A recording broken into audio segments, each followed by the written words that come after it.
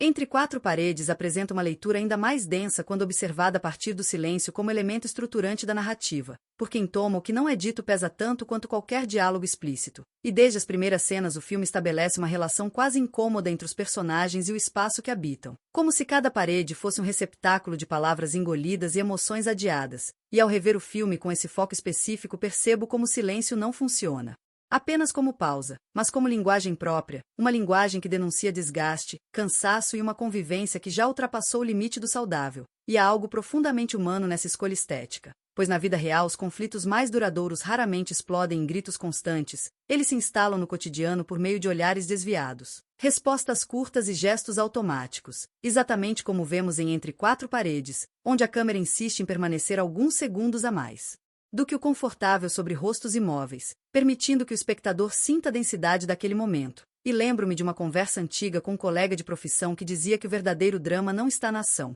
mas na expectativa da ação que nunca acontece. E Toma parece concordar plenamente com essa ideia, construindo um filme em que o conflito principal é a incapacidade de romper o ciclo da convivência sufocante. E ao analisar cena por cena fica evidente que o silêncio varia de função conforme o contexto. Às vezes é uma arma, usada para punir o outro pela indiferença, às vezes é um escudo, uma forma de autoproteção diante da impossibilidade de ser compreendido, e em certos momentos ele se transforma em cumplicidade forçada, quando os personagens evitam falar para não admitir verdades que mudariam tudo. E essa ambiguidade torna o filme extremamente rico do ponto de vista interpretativo, pois não há uma leitura única ou definitiva, cada espectador acaba projetando suas próprias experiências nesses vazios narrativos, e pessoalmente confesso que algumas das cenas mais silenciosas me causaram mais desconforto do que qualquer discussão explícita, talvez porque elas me lembraram situações em que eu próprio escolhi calar para manter uma aparência de estabilidade, mesmo sabendo que esse silêncio cobraria seu preço mais tarde. E essa identificação é um dos maiores méritos de Entre Quatro Paredes, pois o filme não se limita a contar uma história,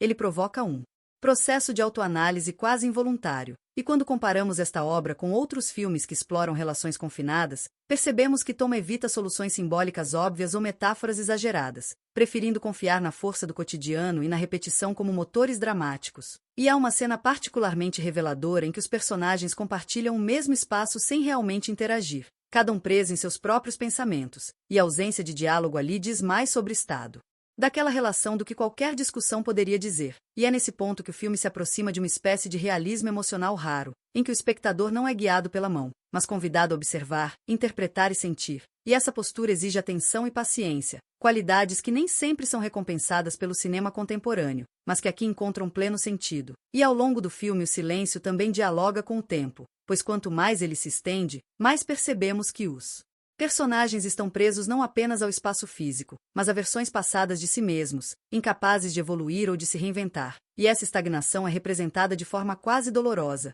sem necessidade de explicações verbais, apenas pela repetição de gestos e rotinas que já perderam o significado. E ao final, mesmo sem um desfecho tradicional ou catártico, fica a sensação de que assistimos a algo profundamente verdadeiro, algo que poderia estar acontecendo em qualquer casa, em qualquer cidade. Longe das grandes tragédias, mas muito perto da vida real. E essa proximidade é o que torna Entre Quatro Paredes uma obra tão perturbadora quanto memorável, pois ela nos obriga a reconhecer que às vezes a maior prisão não é feita de grades, mas de silêncios acumulados ao longo do tempo.